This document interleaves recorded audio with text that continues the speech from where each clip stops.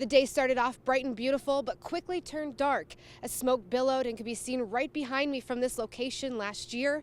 The main concern on many people's minds was the weather and the strong winds and where it would carry that smoke filled with possible toxins next, even after the fire was out. As the smoke plume from the explosion continued to rage through the evening, the smoke was seen billowing high enough in the sky to pick up on weather radar. And the evacuation area kept growing well outside of the city of Superior. A mandatory evacuation was underway for 3 miles around the refinery and grew all the way to 10 miles to the south. This was all because of the strong winds out of the north at 25 miles per hour with gusts up to 35, sending the thick black smoke as far south as Minong.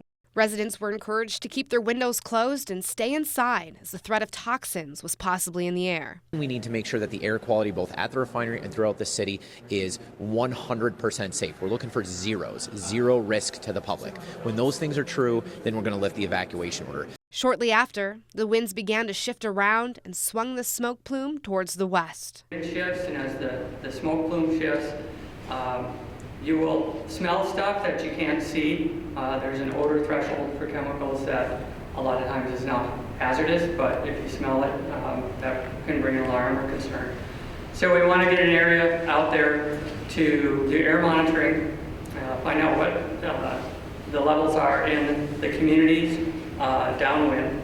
After a sleepless night, the evacuation order was lifted at 6 a.m. the next morning. It was a day we'll never forget, where local TV meteorologists and the National Weather Service worked together to forecast where that smoke plume would go next. Reporting in the Twin Ports, meteorologist Brittany Merlot, Fox 21 Local News.